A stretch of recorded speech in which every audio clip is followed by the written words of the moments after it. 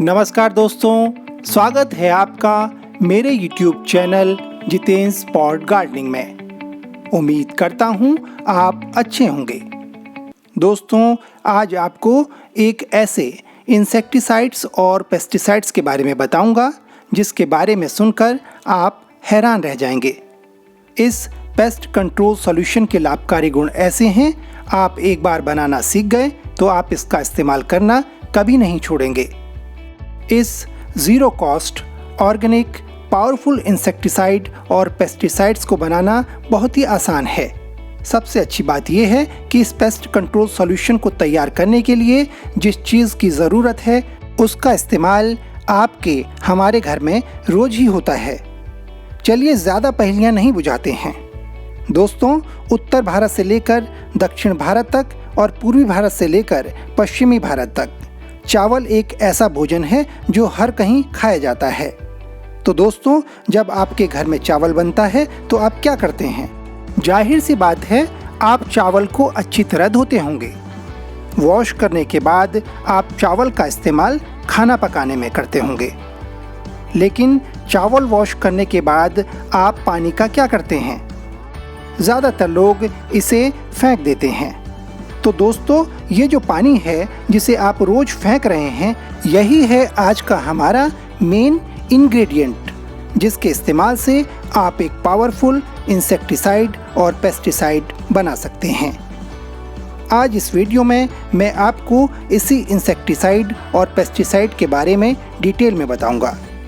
Friends, बहुत कम लोगों को पता है कि चावल के इस पानी से बनाए जाने वाले इंसेक्टिसाइड और पेस्टिसाइड की मदद से fruit flies, plant lice, flea beetles, aphid और दूसरे कई तरह के कीड़ों को खत्म किया जा सकता है। इसकी मदद से सिलिट्स और कैटरपिलर को भी दूर किया जा सकता है। जंपिंग प्लांट लाउस, जिसे सिलिट्स भी कहते हैं, या फिर कैटरपिलर प्लांट को बहुत नुकसान पहुंचाते हैं। ये प्लांट्स की मुलायम पत्तियों को खा जाते हैं। खास तौर से करी लीव्स के प्लांट पर सिलिट्स और कैटरपिलर का खूब अटैक होता है। सिलिट्स और कैटरपिलर के अटैक से प्लांट को बचाने के लिए चावल के पानी से इंसेक्टिसाइड और पेस्टिसाइड कैसे बनाना है, चलिए इसको समझ लेते हैं।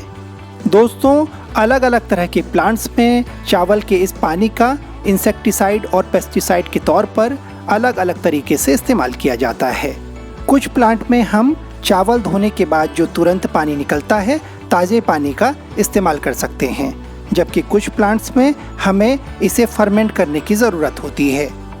फ्रेंड्स, पहले आपको बताता हूँ चावल वॉश करने के बाद जो ताज़ा आपका पानी बचा है उसको कैसे इंसेक्टिसाइड और पेस्टिसाइड्स के तौर पर इस्तेमाल कर सकते हैं। अगर आपने अपने घर में टमाटर के प्लांट लगाए हैं तो इसका एक बहुत बड़ा दुश्मन है थ्रिप्स।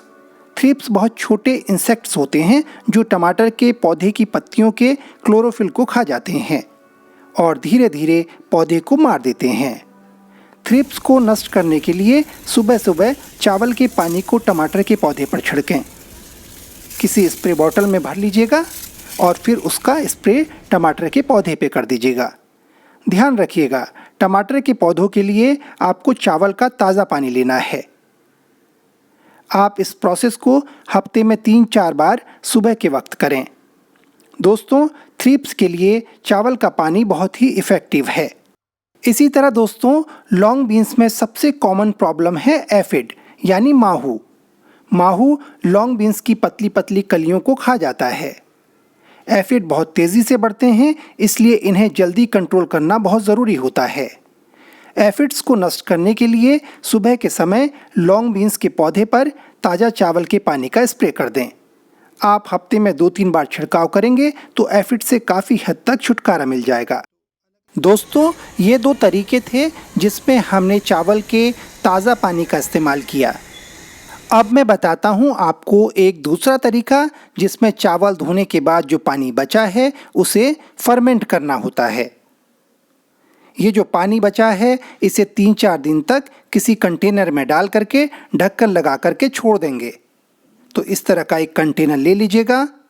इसमें जो है चावल का जो धोने के बाद पानी बचा है उसे मैं डाल देता हूँ और 3-4 दिन इसे किसी ऐसी जगह पे रख दूंगा छायादार, जहां इसे कोई छेड़े नहीं। तो 3-4 दिन में दोस्तों चावल का ये पानी फर्मेंट हो जाएगा। उसके बाद फिर हम इसका इस्तेमाल करेंगे। फ्रेंड्स, चावल के पानी का फर्मेंटेड सॉल्यूशन जो हम तैयार कर रहे हैं, ये करी लीव्स के प्लांट्स में लगने वाले सिलिट्स और कैटरपिलर के लिए बहुत इफ़ेक्टिव होता है। तो चलिए आपको दिखाता हूँ 3 दिन बाद जो हमने चावल का पानी डाला था कंटेनर में, उसकी क्या स्थिति है। दोस्तों देखिए, ये अच्छी तरह से फर्मेंट हो गया है। इसमें झाग दिख रहा है, एक स्मेल भी आ रही है। इसका मतलब ये है कि फर्मेंटेशन की प्रोसेस अच्छी तरह हुई है। तो दोस्तों अब ये जो है प्लांट्स पर अप्लाई करने के लिए तैयार है।